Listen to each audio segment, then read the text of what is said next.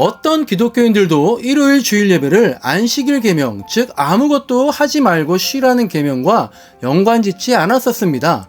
게다가 일요일은 쉬는 날도 아니었습니다. 일요일은 안식일인가요? 주일인가요? 그리고 안식일과 주일은 뭐가 다를까요? 언제부터 일요일 주일 예배가 안식일의 개념을 포함하게 됐을까요?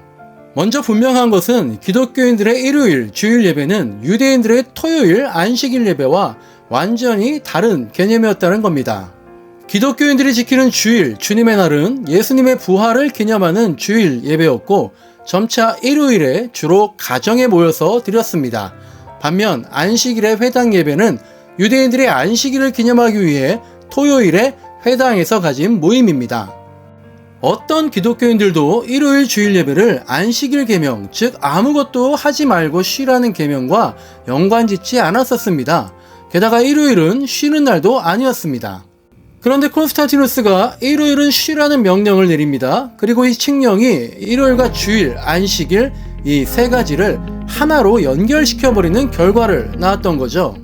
즉 기독교인들이 예배하는 날인 주일, 일요일이 쉬는 날, 공휴일이 되면서 나중에는 이날에 안식일의 의미까지도 포함된 것인데 사실 일요일 예배가 정립된 4세기에는 유대교의 토요일 안식일 예배와 기독교의 일요일 주일 예배는 오히려 그 의미가 엄격하게 분리되어 있었습니다. 그래서 4세기 말 라오디게아 교회에는 이런 법령도 있었습니다. 기독교인은 토요일에 유대교의 풍습을 따라서 빈둥거리며 지낼 것이 아니라 일해야 한다. 유대교의 풍습을 따르는 것이 발각된다면 그리스도 밖으로 내쫓길 것이다.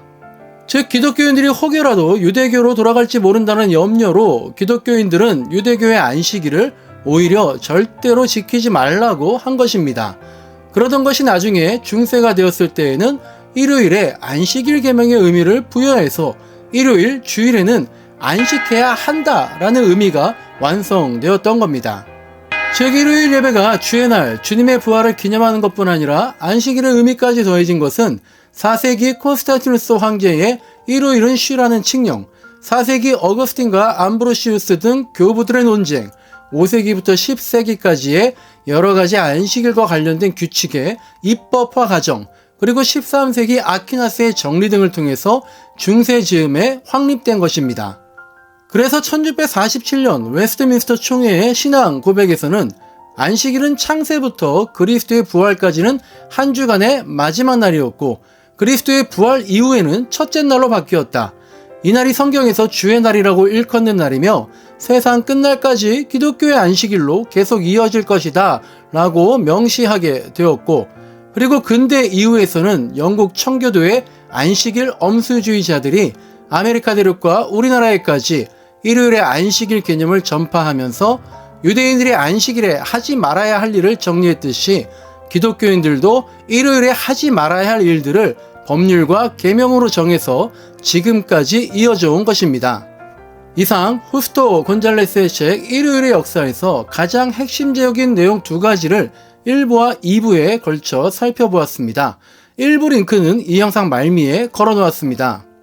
이 책은 안식일과 주일과 일요일에 관한 찾기 힘들었을 여러가지 역사적 자료를 바탕으로 굉장히 실제적이고 일목요연하게 그 내용을 전개해 보여줍니다.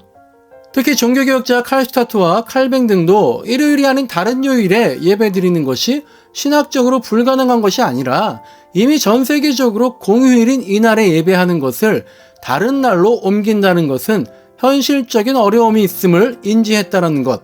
따라서 우리가 단순히 일요일만 예배하는 표면적 그리스도인이 아닌 날마다 안식과 일의 균형을 맞추는 영적 그리스도인이 되어야 한다는 예배갱신 운동이 필요한 시대라고 저자는 주장합니다. 종종 이런 말을 듣습니다. 주일 예배는 꼭 일요일에 드려야 하나요? 이 책의 논지를 따르자면 그것만이 성경적인 의미는 아니기에 반드시 일요일에만 예배드릴 필요는 없다는 답을 할 수 있습니다. 그러나 반대로 생각해 봅시다. 왜 일요일이 아닌 다른 날에 예배하려고 하는 건가요? 그것이 만약 하나님께 예배한다는 관점이 아닌 나의 효율성과 편의성을 위한 것은 아닌지 스스로의 동기를 점검해 봐야 할 것입니다.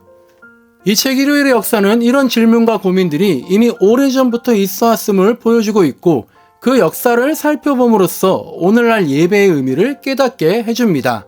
내용이 아주 쉽지는 않지만 시간만 허락된다면 꼭 한번 정독하기를 진심으로 추천드립니다. 정답을 위한 과정이 아닌 과정을 통한 정답을 찾는 분이라면 수많은 생각의 꼬리가 이어질 것입니다. 이상 1월 1책 후스토 곤잘레스의 일요일의 역사 2부였습니다. 감사합니다.